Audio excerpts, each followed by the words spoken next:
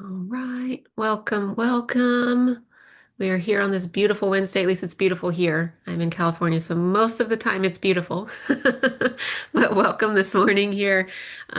We have Whitney here. Say in the chat where you're from. I see a couple familiar faces, names, whatever you want to call it. But we're here to talk about systems today. We'll give a couple minutes for anybody else to come in and we will jump right in. Whitney, how's the weather where you are? It's beautiful here too. Nice. Finally got warm in Alabama. It was very hot. We had a very warm March here. It was for some reason 90 degrees, and then it got cold and rained, and now it's nice again. Back to your typical California weather. Yes, yes, rather mild, but sometimes we have our up and downs. All right. Okay, I see a few in the chat or in the participants. I'll say hello in the chat. But we will go ahead and get started with our systems alignment webinar. We're going to talk about structure, automation, and creative freedom, the one thing we are all after. So, as I said a minute ago, I'm Ashley. If you haven't met me before, I've worked in marketing for over a decade. I've worked with the design industry for about 6 years now. So, lots of different people, wonderful people in this industry. Love working with you all, building all types of things, branding, marketing, systems, of course, like we're talking about here. We're a part of a bunch of wonderful organizations that you see down at the bottom. And we love working with them too. As I said, Whitney is here. Whitney, say hello. Good morning. We're glad you're all here this morning. She's our operations manager. If you know her, you love her just like we do. And she keeps everything in alignment here at FrameReach. Okay, so what are we doing here today? We're going to talk about where the systems actually fit into your operations. We're going to give some pretty concrete examples. Know that there are a lot of opportunities in this realm. We're keeping it rather simple so you can at least get the gears turning and understand what's possible and then work from there. Okay, so we're also going to work through a framework, right, to make this a little easier because it can become complicated really, really quickly. So we want to give you some frameworks to work through to lighten the load a little bit and get you to that next step of actually making things happen. Okay. We're also going to talk about where to find your biggest gap and then where to start because, like I said, this can be overwhelming very quickly. So, how do we make it simple so that you can actually get things done and get to the next thing and the next thing after that? Okay. We'll talk about some practical ways to streamline the biggest pieces of your business, the inquiry, the onboarding, the offboarding, and also get some clarity on AI and automation. That is, those are the major buzzwords right now, as we know, but how do we actually start implementing those and make them actually useful and not overwhelming? Okay. If you haven't already, there is a workbook for this session. It is obviously here in the QR code. It is now in the chat. Thank you to Whitney. And it is also in the reminder email that you received about an hour ago. So if you'd like to work along with us in that workbook, you can, but also too, you will have it for later if you want to treat it as homework. Okay. So what here sounds familiar?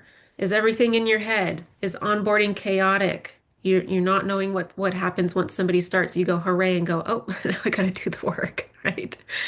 Do you have too many tools? I hear that one all the time. I have all these tools, none of them talk to each other. And so I get a bunch of manual steps to move something to another tool and so on. Is your communication scattered? That one we hear a lot too. And we hear too a lot of, I want to use AI, but I have no idea where to start, right? So let's make it simple. Recap here on the alignment triangle. If you have not attended one of our previous sessions, this is what we focus on here, branding, marketing, and systems. Today, like I talked about, we are focusing on systems. But we really want to make sure that all of our pieces here are in alignment. Now, if you look at this triangle as the top of a three-legged stool, you will note that if one of your legs is a little short, you will get a wobble, right? Which is good. That means you have some work there to do and some growth to happen.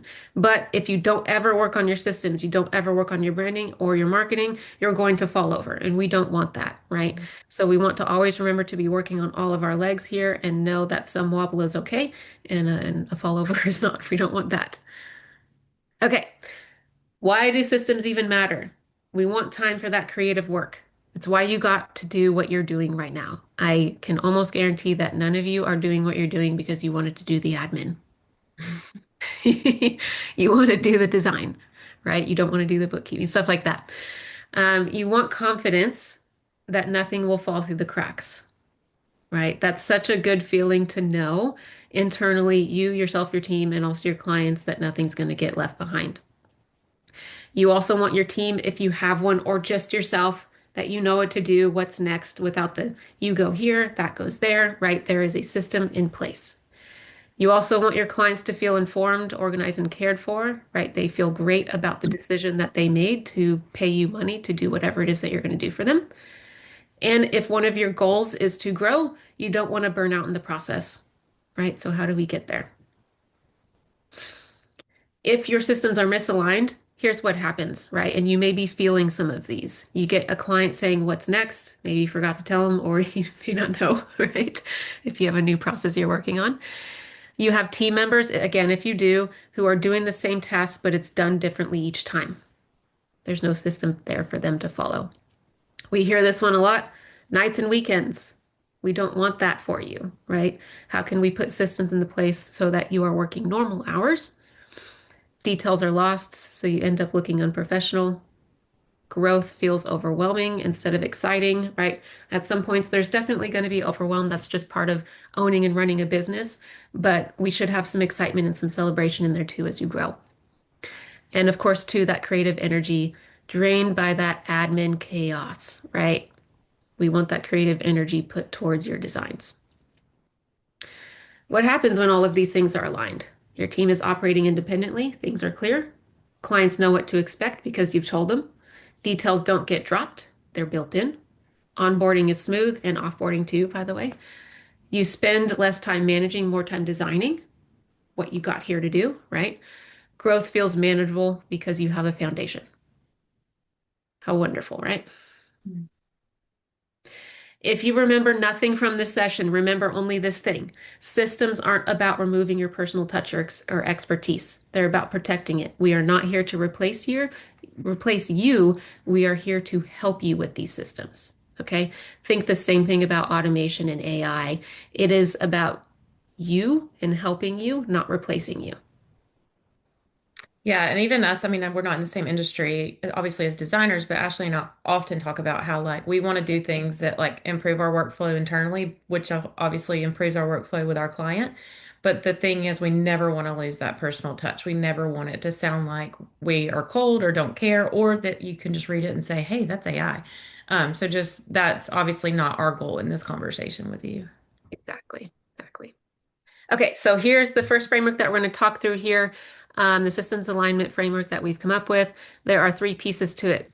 The automation piece, that's the technology without ongoing human involvement.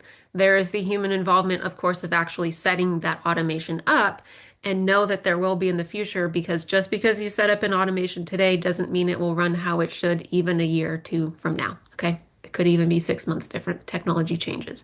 But know that once it's set up, the intention is for it to run without human involvement. Okay. Then you have systematize. There's a clear, repeatable process, think an SOP, and personalize, what Whitney was just talking about. That requires the human judgment, creativity, or connection relationship building. So, how do you identify what is what? Right. And sometimes it's a combination of a couple of them, which is okay too. But know where your opportunities are to automate, systematize, or where you need to keep it personal. So let's give some examples here so you have some context. Some automation examples are going to be those repetitive tasks that are the same every single time. It could be even the same like 80% of the time, but you need to personalize the last 20%. So know that as well. Not everything is completely automatable. I don't know if that's even a word, but we're going to use it today. Um, but know that you may have a combination, and it's not, if there is a combination, it may not even be 50-50, right? If you have time-based reminders, so you need to remind yourself to do something, or your team, or even your client, right? How can those things be automated? Data entry, file organization, payment processing, lots of opportunity. That is only 5 bullets of probably the hundreds of things, thousands of things that you can automate. Okay. So again, we're limited to our slide room here, but again, just trying to get the wheels turning for you. What can you systematize? Client intakes, discovery calls, and initial calls, whatever you call it. Your project phase transitions, right? When you go from phase one to two to three of your actual project work, communication for your internal team and even your vendors, contractors, whoever that may be, quality control checkpoints, and how you're delivering your proposals and contracts. Where do you come in? Obviously, you're a piece of those other two, but where does the real kind of secret sauce come in? It comes into your conversations, your presentations, how you're solving problems, how you're designing your relationships, and the strategy behind what you are actually doing. Okay. Here's where teams get stuck. Just again, just a few examples here for you to go, I get it, right? So a mistake may be that you're automating what should stay personal. That's exactly what Whitney was just saying. So if there's a project status update and it just feels really robotic, and that's kind of not what you intended, your client may go, oh, I don't really like that gut feeling that I got from that, right? It didn't feel that kind of personal connection that I'm looking for with a project like this. Okay. The opposite is also true. For example, number two here, keeping manual what should be automated, right? If you're manually sending the same reminder each week, lots of different things here that can be automated that you may be doing manually weekly or even daily, right? You're assuming your team just knows the process, there's nothing documented, and you're using too many disconnected tools. You're moving data manually, uploading, exporting, importing, whatever it may be, and it's just kind of driving you nuts. And also, it's wasting a lot of time, right? Potentially, also, if you're paying for more tools than are necessary, you're wasting money too, right? So think through these and potentially some more mistakes and just understand what they are and what it's costing you. Okay. And as we're going through this, like, we'll be obviously like Ashley be mentioning specific things, but we do realize like every single business is different and you know your business better than anybody. So if it's, just you or if it's a whole team of you that are working together, like be thinking about those things, like she said, that are like really sucking your energy or really sucking your time because it can look very different for every business based on like the processes you do have in place. And so thinking of like, okay, where is it that we get hung up because I'm spending time on something that could be less time, and like that sort of thing. So just thinking through those kind of pain points in your business are probably where you need to be focusing your energy and like thinking about those as we talk. Right. And if it makes you kind of uncomfortable to think about it, that's probably something to fix, right? Exactly.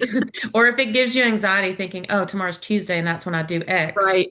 then probably you should be thinking about what is it you're doing on Tuesday and how are you getting to that end goal and how can I improve it because it does give me anxiety. Absolutely. Absolutely. Good example. And then we have kind of our four zones, right? And these are zones that should be covering everyone that's here, right? You're going to have some more pieces, of course, on your own ends, but at least so we can cover everyone here because everybody's a little bit different. We have four major zones to your projects. You have somebody that comes in, the inquiry to contract, zone one. You have zone two of your actual onboarding, bringing them on once that contract is signed. Zone three, your actual project delivery, that's the chunkiest one. It's the biggest one, right? And zone four, the offboarding and follow-up.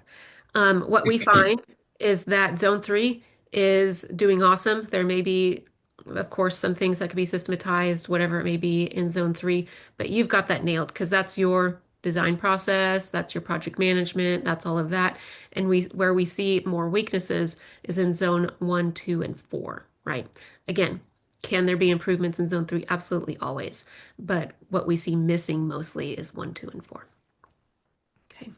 So let's talk through them. What are some red flags or things to look for you to know that, oh gosh, I have an opportunity to improve something here? Okay.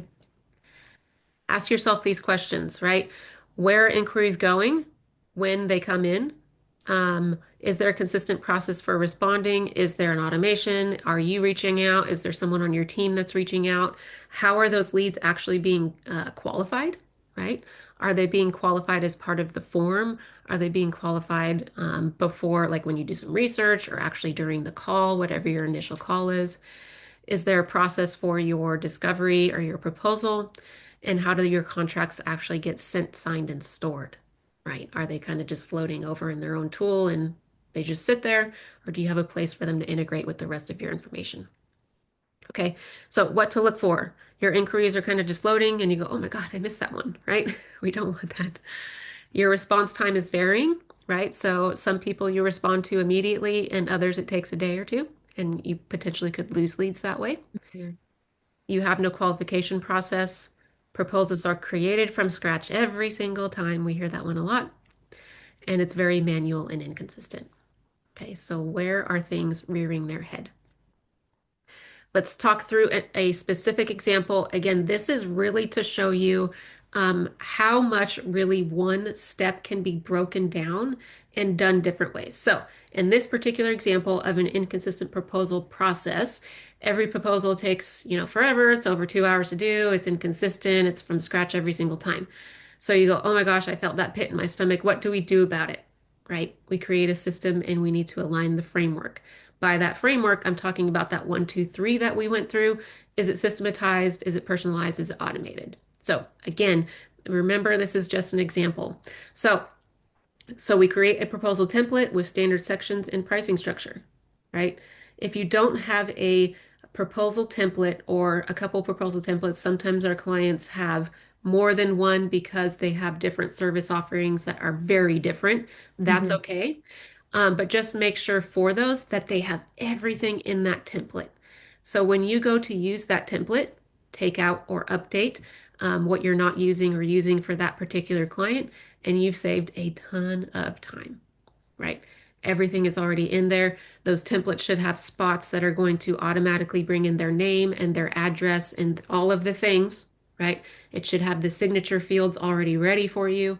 Those should all be there. That's a systematized step. Okay, so you've got it ready to go. You have your call and it's all filled out for you, and you maybe make your edits. That's you, right? You're the designer reviewing and putting that personal touch on things to make sure that it actually covers what you guys talked about in that initial call. Okay.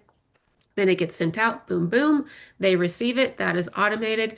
And if necessary, this last step here, the follow-up reminder, auto sends of no response, can be automated. It can also be personalized. It can be a combination, right?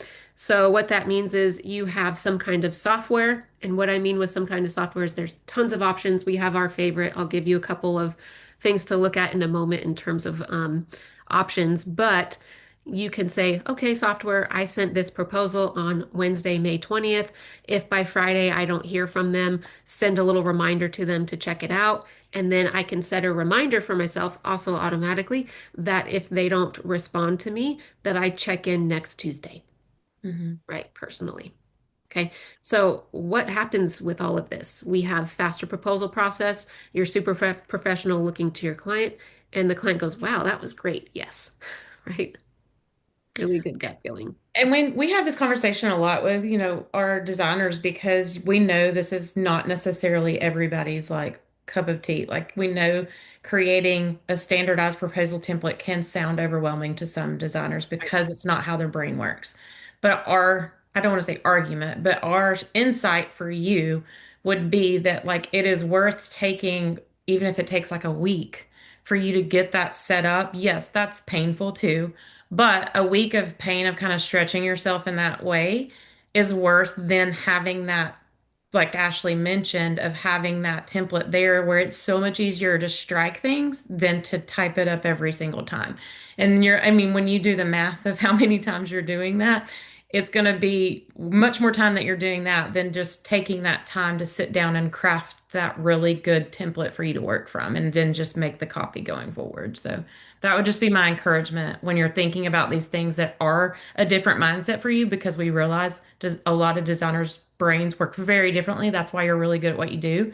But to make your life so much easier, it's worth sitting down and having these t sessions where you like work through getting those things put in place, whether it's a proposal or whatever else we're going to talk about today. Absolutely. Absolutely. So another example here, if the other one doesn't resonate as much, or you say, I've already got a template made, how else can this apply to me? So unqualified leads is another big one. Again, I'm doing 2 examples per zone here, but there are tons out there, tons of things you can do. So in this particular one, you spend hours on different discovery calls and then somebody goes, I can't afford it, right? And you're like, oh Mm. man, how do we avoid that, right? So Again, example, your inquiry form can include a budget range question. It can include any question that is going to qualify or unqualify them or disqualify, I should say. Budget is just kind of like the simple example that everyone understands. We've had clients who have added, of course, have a location field in there with their address, but they might disqualify somebody based on their zip code because they don't go that far, right? And somebody still fills out the form and they go, actually, we don't drive 4 hours, right, for our projects. So they can easily say, hey, you're outside of our zone, whether it's location, whether it's budget, or it's somebody saying, I need this thing by, we're in May, so I'm going to say 4th of July. Usually it's like by Thanksgiving and it's September, right? You could say, hey, that's not possible for our team. We're booking into the new year. Is that something that works for you? If it is, we can still have our call, right? And so your system, your software, I should say, can qualify or say, hey, this person might not be a qualified lead and tag it for you before you go review it and have the call, right? So it would be nice for you to be able to go, I can reach out and cancel this call if it doesn't make sense, or I can go ahead and prepare because I see all these wonderful qualifications here. I'm asking the right questions, and I'm spending that first time phone call, Zoom meeting, whatever it is with them, more productive than saying, what's your budget, right? Or what's your timeline? You can get that information ahead of time. Okay. And so once they actually fill out that form, they book their call, whatever your first step is, they can get that personal response that's either automated or personalized. It is up to you. Most of the time, it is automated. And then if there is an unqualified lead, then you can use that system response to say, hey, here's my little generated template. Here's some other options for you with referral sources. If you've got, a colleague near you that you know has availability coming up and timeline was the issue. Maybe you send them to them. They still have a good gut feeling about your business and everybody moves on and doesn't waste time, right? Okay, next up, we have an AI use case for Zone 1 as well. So this is somebody who emails you with questions. You've probably all had that email, right? And you spend time answering all those questions over that email and you're like, oh gosh, I didn't intend on spending that time today, right? So, how can you use AI to make that go a bit quicker? Now, I want to preface this with if you don't already have a trained AI platform, you should before doing this type of thing because if you just went and opened up ChatGPT or whatever your favorite one is and you paste this in and you've never used it before, it will give you the same answer that it will give anyone else, right? So make sure to train your AI, whether it's an agent that you're using in a platform or a project or a gem in Gemini, whatever it is that you're doing, make sure that you train it on your particular tone because like I said before, you could paste this stuff in, and if you just went straight there, you're probably going to get like a 30% response versus an 80 or even 90% response that you can put your last 10 to 20% on, right? If it were trained. So train it on your brand, your voice, your tone, your positioning, all those things, so that when you do generate that draft for that email response to this person and you say, hey, I want to draft this response, here's a couple bullet points of what I want to say, boom, boom, make a few changes, never send something that is straight out of AI. And then you can send it off from there and you're not spending 15, maybe even 30 minutes on that response. Okay. Here's some tools that will help you. This list is actually in reality way longer than this, but again, we want to give you at least some good examples to start with here. Our favorite CRM lead management tool is High Level. We have clients who also use Dubsado and Honeybook successfully. They like those as well. The more important thing for you to remember with all of this is map your process first if you have not already, then pick the tool. Okay, because otherwise you're trying to kind of do the square peg round hole situation. Hmm. And it just becomes more frustrating than it should be. And then you stop using it. And then you go back to the beginning of all of this. What should you be looking for when you're ready is form capture with that auto response, lead tracking, email templates, contract proposal delivery, and integration with your calendar at a minimum. All of those three right there have all of those plus a whole bunch of other features, but those are the biggies, right? So a lot of times what happens when we are first talking to somebody who's ready for that next step is they may have Calendly, right? Which is a great tool, great tool for your calendar scheduling purposes, but they're ready for the next step of a CRM, right? Again, all of these tools have calendar tools in them, scheduling tools. You don't need Calendly anymore. So then again, we're taking out one of those tools. We're not getting rid of the capability and we're bringing it into another. So we reduce the, 20 login thing situation. Okay. Okay. Zone two, onboarding to kickoff. What are we looking for here? What's happening after that contract is signed, after zone one is done? Does the client know what to expect? Does your team know what to expect? How are you collecting information? And does everybody know cadence with communication? What goes where are we allowed to say things, update things? What makes the most sense for your business? So, red flags to look for is delayed communication. You got the hooray, you got the signature, you got the deposit, and then there's radio silence, right? Remember, the most excitement in a project happens in zone one and zone four. One is when they sign up, they're all excited to get started. Zone four is when all the dust is cleaned up and they get to enjoy their home, right? So how do we get that, keep that excitement going into two and hopefully into zone three when there's the most stress in a project, right? Is your team scrambling, figuring out who does what, where is it? Where is the client information? Can everybody find that easily? Are your kickoff meetings feeling improvised, right? You're like, forgot to do this thing. Or do you have a set agenda?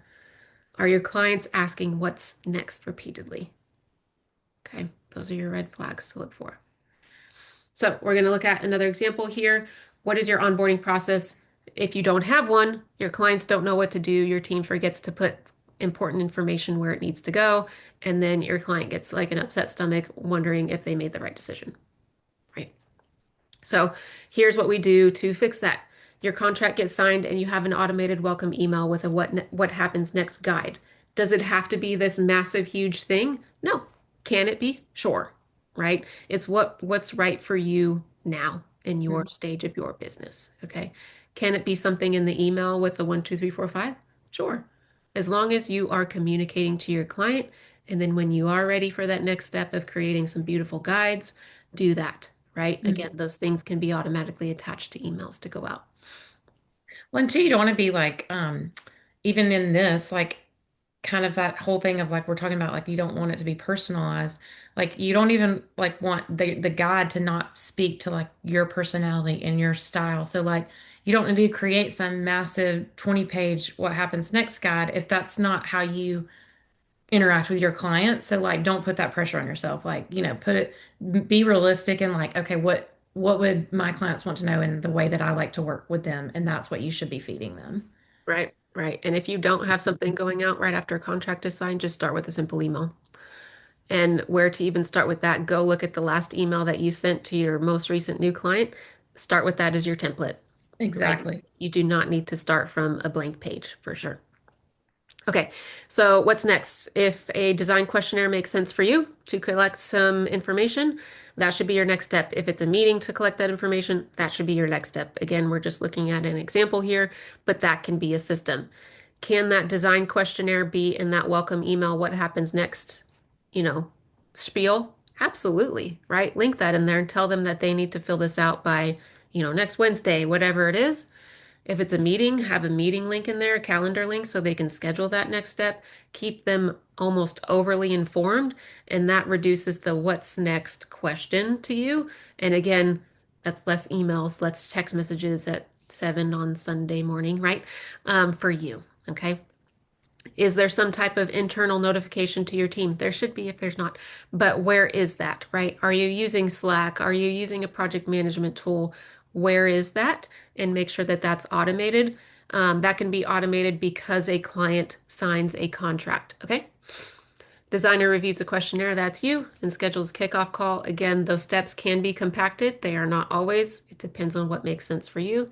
In this case, that would be a system, right? You check those things off. So and so has submitted their survey or design questionnaire, whatever you want to call it. Now, a task is assigned to me, the designer, to review that before the scheduled kickoff call, which is next Thursday, right? And then that kickoff call has a agenda or an agenda for you to walk through and visualize with them the next steps so they are super informed and they feel great, right? They feel guided. Remember, you're their guide. Another example here is missing client preferences. So go a little bit deeper into that design questionnaire. So you start a project and you go, huh, I didn't learn enough about them, right? We didn't get deep enough. So once that contract is signed again from zone one, is that email or is that survey going out in that automated email? What is that survey even asking? Is there a different type of survey for this type of project versus that? There may be, right? If they're doing, you could have a kitchen survey and a bathroom survey. You can have a whole home, whatever it may be, what's right for them. Once somebody completes it, whoever's supposed to reviews it gets a notification to do so, right? And then everything is organized. You reach out saying, here's everything we talked about. You can automate this piece too, because if you're talking about all of this in that kickoff meeting, use some type of tool, notes tool. Zoom has one built in if you use Zoom. If it's a phone call, there are some tools that you can use to create notes for you to help you do that recap email. Again, so your client feels heard and seen and knows that you are going to take care of them. Okay, so do not start from the ground up.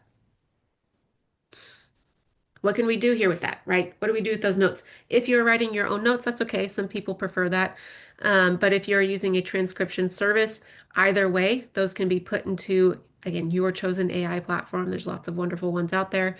And you can ask it to summarize those key discussion points. What are we doing next? Again, make sure that you're actually speaking these things if you're using transcription so that the transcript has it in there and can put it in your recap. All of that can be reviewed, of course, by you and should be, and then sent to the client within an hour, right? An hour or less, depends on how much you talked about. So imagine how much time that saves because your notes are already done and then they are organized in a format that's going to make sense for your client and not be too overwhelming. Boom, boom, off it goes. You're on to your next project, right? How much time are you saving there? So again, I mentioned some tools. There is some overlap between zone one and zone two because those zones are very close together. But high level again, Dubsado again, HoneyBook again. I mentioned Calendly. That is a scheduling tool. If you are not ready for a CRM and you are not using a scheduler, go sign up for Calendly and start using that. If you don't know what that is a tool where you can say, hey, client, book a discovery call, book your in-home consult, book your design presentation, whatever it may be. Calendly will allow them to see your, well, not see your calendar, but choose a time on your calendar that your other items are blocked on. So don't worry about that. We've had clients in the past go, I don't want them to see that I have a dentist appointment on Wednesday. They will not see that. They will just see a empty spot there. So they can book that discovery call, get on your calendar. They immediately get a confirmation. So they go, ah, yes, she got it, right? And you get a confirmation, of course, and then reminders go out automatically. So you're not having to go, okay, I've got 3 appointments tomorrow. Let me go spend 10 minutes making sure that all of these people are reminded so that they're going to show up, right? And nobody forgets about it. This takes care of it for you. Again, the same thing happens inside of high level Dubsado and HoneyBook. Okay. Loom is one I'm just kind of throwing in there for communication purposes in this step, whether it's with the client themselves or your team.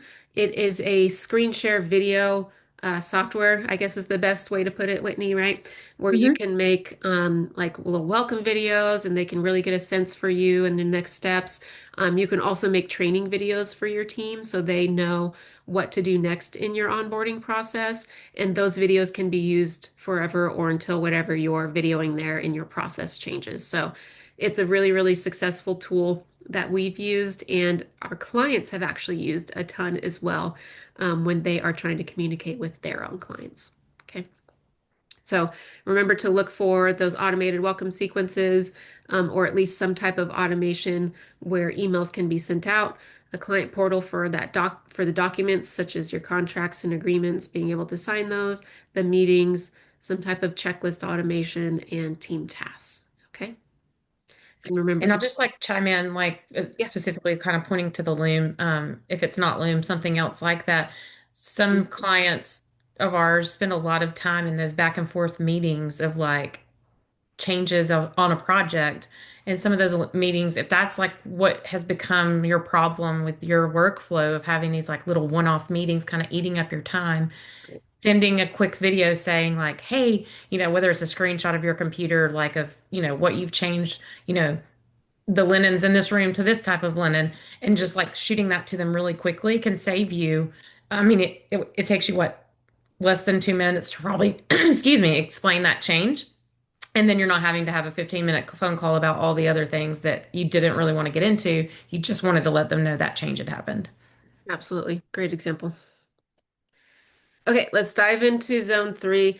This is we're touching the most on one, two, and four today, but I don't want to like say that zone three doesn't exist because it absolutely does. So make sure that you are, when you're looking at your project delivery, make sure that your team knows who is actually supposed to do certain things. If you've got a team, if you don't, and it's just you, make sure that you know what you're supposed to do, right?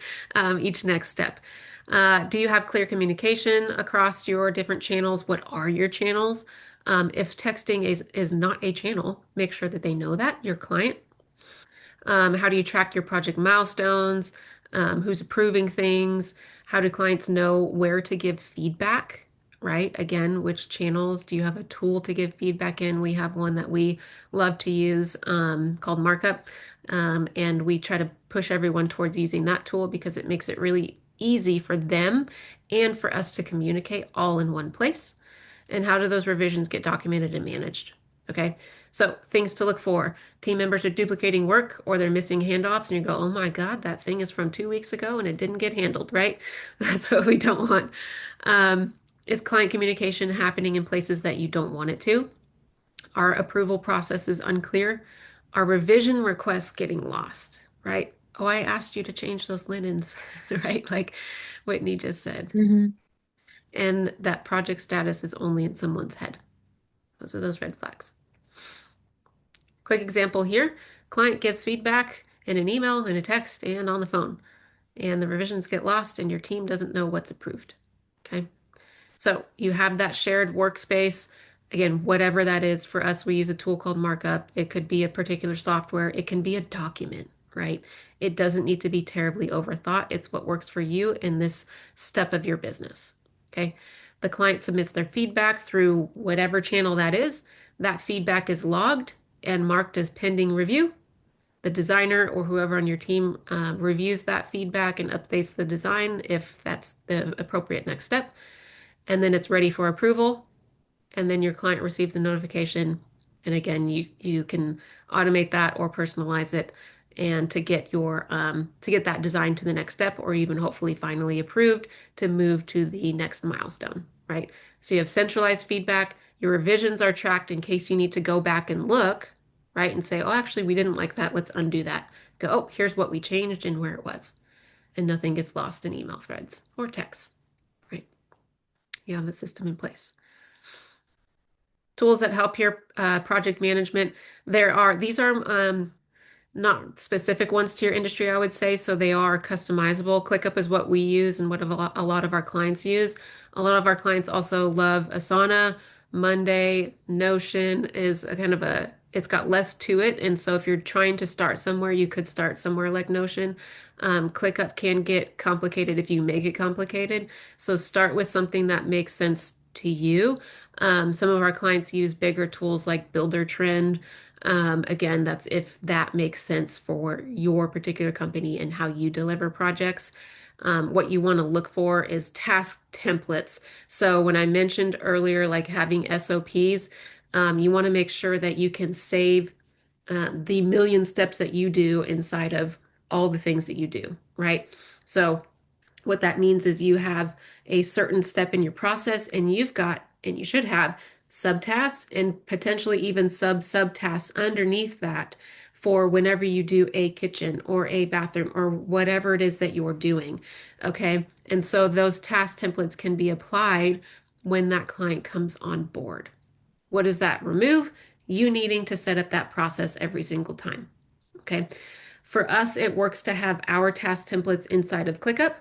For some businesses, because of where they are in their business, it literally may be a document. It may be a Google Sheet, right? Eventually, should you get to a platform such as the ones that you see here, yes, right?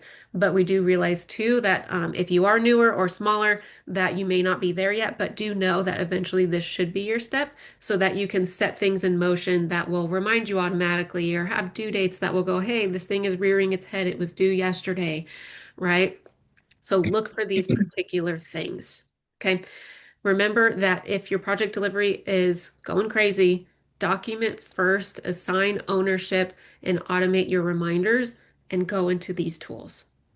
Okay. You can also remember too, they all have some kind of free trial. So you can go in and go, oh, I love this about this one. This one's not making me feel good. Just put like a test project in there and pretend that you're going through it and see, are you liking the user experience, whatever it may be, and then make your decision from there. Keep most of the focus on your actual process instead of the tool. Okay. Okay. Zone 4. The project is done. What are we doing with it now? How do we formally close out that project? What does the client receive? Is there any post-project feedback that they can provide you? Is there a system for that? Are you asking them for reviews? Are you asking them to do a survey? What kind of walkthroughs do you do? Anything like that. How do you stay in touch after it ends instead of just saying, see you later, hope you enjoy it? How do you keep in touch with them potentially for more projects with them or even referrals, right? Reviews, testimonials, all those great things. So your red flags are the project just ends and you're like, oh, I haven't talked to them in a long time. I haven't heard from them, or they haven't heard from me, right? Clients aren't knowing how to maintain their space, meaning like they have some special countertop or whatever it may be, and they need to use particular cleaners, whatever it is, and you didn't tell them, and something happens, right? So make sure that you're educating them on all of that. If you don't have a process for gathering testimonials or even pictures, that's a red flag. You're losing touch right away. Again, you walked out the door, said, see you later, and they haven't heard from you. And they're also not referring you. Okay. So let's look at an example here. We have that final walkthrough. That's a system. The client receives the final deliverables folder, again, whatever may be in that for your particular business. They get a care guide or maintenance tips depending on what was installed in their space, if it's something from the vendor or even something that you put together for your own like best practices for taking care of things. You have a post-project survey. 2 weeks is fine. You can do sooner if you want, but sometimes people want to experience the space, excuse me, before they actually give real feedback besides it's beautiful. You send a note, a gift, whatever that may be. That's a super personal step, right? And then you have a follow-up email. 3 months later, you can even do six, a year, annual basis. Hey, it's been, 3 years since we did your kitchen. How else can we help you? Are you loving your space? Here's how you can send us a referral, right? Another example here. You finished the project and we didn't get professional photos. Oh no. Right. Mhm. And we know too that not every project is something that you want to photograph. But sometimes what happens is the client moves in and you're like, oh no, they put stuff in there I didn't intend to be in the pictures, right? So how can you get ahead of that happening so that you get the pictures of that beautiful space that you want to show off in order to be able to bring in new clients who may want a similar kitchen, home, whatever it is, right? So your final walkthrough should include that photo day scheduling conversation. And 1 week before your final payment, or again, when it makes sense, that automated reminder, keep it in their head that you're going to want to photograph it. Don't make it a surprise. It should also be in your contract, by the way back in zone 1, saying that you can photograph the space. So if it's not, add that in. And then if the client agrees to that, you get that photographer scheduled. Make sure you thank them for letting you photograph their home, of course, and because you've already been kind of intruding their space being in there, right? But you're going to do it again with the whole photo shoot day. And then make sure that you add them to your email check-in for, again, getting referrals, reviews, or even now, if you did one space in their home, maybe they're ready for phase 2 of doing their primary suite, whatever that may be. Okay. And an So, idea too, Ashley, is just like, because we've had this with clients before, is maybe like saying like, thank you, here's some of the pictures that our photographer yeah. shared with us, like we'd love for you to share them when you post your review and link over to that review so that Yeah. they have those professional photos on your Google Business profile Yes, so versus keep the ones bringing that it are up. halfway dark because they're taking them themselves on their cell phone. So, and but two is just so they like some people like to have those pictures and share with their friends and like, look how good it looks, like that, come see it. Like, I'd love to have you kind of thing. So, Awesome. Yes, yes. And big benefit to your portfolio stays current, right? You keep that updated. You have, like Whitney says, hopefully they're going and leaving a review and using photos, and then you have social media content, you have blog content, you it's endless, right? Tons hmm of stuff can come from making sure that you have this in place. How do we use AI in this kind of process? Well, I talked about a maintenance guide that you can create for different spaces. You can have, kind of like we talked about earlier, with having potentially different contracts if necessary for your business. You can say, here's our maintenance guide for kitchens and for bathrooms and for whatever it may be. You can generate that with AI, say, hey, AI, again, whatever your preference is, create a kitchen maintenance guide, blah, blah, blah. Again, it should be trained before you do this so it knows your tone. Because otherwise it's going to go, blah, here's some information. You go, that's not exactly what I wanted. And then you end up chatting with it for much longer than you intended. So do the pre-training, give it information so it knows how you speak, what you want to cover. And of course, too, let it know what materials you generally have. Can you create some kind of document where all the countertop types that you typically use are in there and then you can delete the ones that don't apply to them? Absolutely. Yeah. Yeah. You can have a sort of template for this case too. You create your guide, right? You can customize it and then save it as a template, personalized per project if necessary. Okay. So again, we get professional deliverables. We don't start from scratch every single time, you save money, client is happy, and they don't come back to you and go, oh my God, I left a lemon on my marble countertop, right? Okay, so what can help here? Again, I'm going to keep saying those tools because they are awesome. High level Dubsado, Honeybook are great. We love high level. We use it for ourselves and lots of our clients. What are you looking for though inside of those tools? Okay. You're looking for those trigger-based emails. You're looking for the ability to have a template library. You want personalization fields, and you need the calendar-based follow-ups for afterwards, right? If they want to go ahead and book with you again. So if you don't have any of those things, if you are not ready for any of those things, a simple Google Calendar email template works too, right? You can save, and even if you use Outlook, you can save email templates. Start there. If you hmm don't have anything yet and you're not ready for the big guns, start there. Okay. So a few more examples on AI and automations, because what we really want to hit home here is we don't want to lose you in this. We want to make you better, faster, stronger, all those great things. So remember that AI is great for, like we talked, for drafting email templates, summarizing notes, creating maintenance guides, organizing information. It's great for a lot more things here, but this is a great way or place to start. It does not replace your strategic thinking. It does not replace your relationships, your design, your unique expertise, your experience. It does not replace you. It's not a decision maker, you are. So please remember that when you're going through all of these steps. Here are some tools to start. I've mentioned the entire time, whatever tool you like. There's plenty more than this. This is just what I could fit on the slide without you being too small where you can't read it. Some of you may use several of these. You may use none of these and use something that's not here. What I do suggest again is if you are not using anything, create some free trials. See what you like, right? They do they communicate differently. It definitely depends on what you input as well and how you prompt it, but try them out, right? Experiment and play with them. Focus on saving time in one area before expanding. So you can go haywire with these things and try to do all the bases, but again, that's where, like we were talking about at the beginning, that you can get overwhelmed really quickly, really quickly. Okay. Where do we start? We went through a ton of stuff in the last 49 minutes, and you might be going, oh my God, she said this was only a scratch of the surface. Where do I even start? I want you to rate your zones, okay? So the zone 1, 2, 3, 4 that we talked through, where are you feeling your weakest point, okay? And if you do have the workbook out, there's a spot on there to do that, or you can literally pull out a piece of paper and write this down, right? So as we were talking through things today, where did you feel the weakest? When you're rating your zones, know that you can have you can have the same number in more than one box, okay? So if you're feeling that your zone 2 and zone 4 are both threes, that's okay, right? You Hmm. don't have to go 1, 2, 3, 4. We've only got 4 out of 5 anyways here. So what you want to do though is start with your lowest number.